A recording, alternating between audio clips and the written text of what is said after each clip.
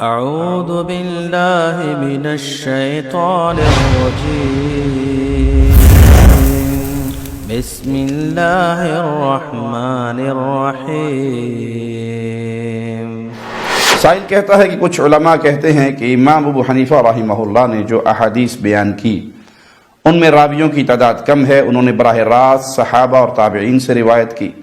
اس لیے انہوں نے فتویٰ دیا کہ سینے پہ ہاتھ نہیں باندھنے چاہیے اور رفع الیدین بھی نہیں کرنا چاہیے، جبکہ امام بخاری رحمہ اللہ نے جو احادیث بیان کی ان میں راویوں کی تعداد زیادہ ہے اور ان تک پہنچتے پہنچتے ان میں ضعیف راوی مل گئے اور انہوں نے اسے ضعیف قرار دے دیا، اس لیے ابو حنیفہ رحمہ اللہ کی بات زیادہ صحیح ہے۔ جو لوگ یہ کہتے ہیں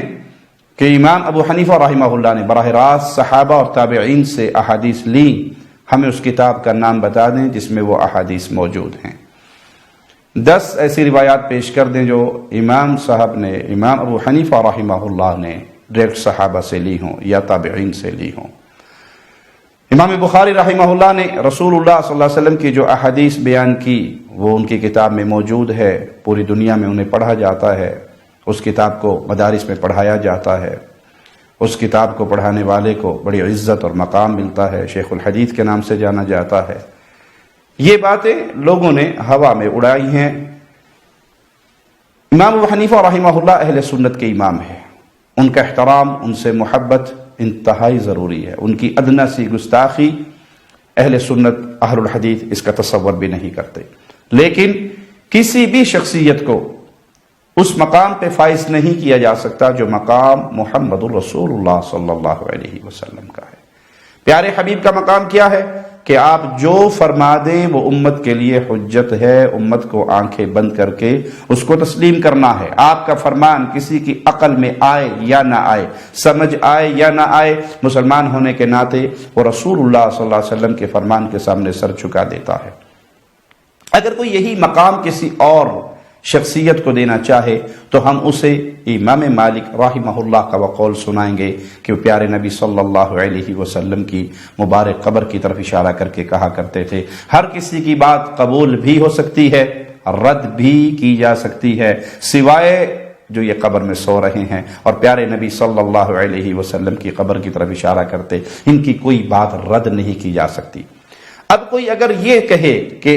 جس امام صاحب کو میں نے پکڑا ہے اس کی بھی کوئی بات رد نہیں ہوگی، بلکہ اس کی بات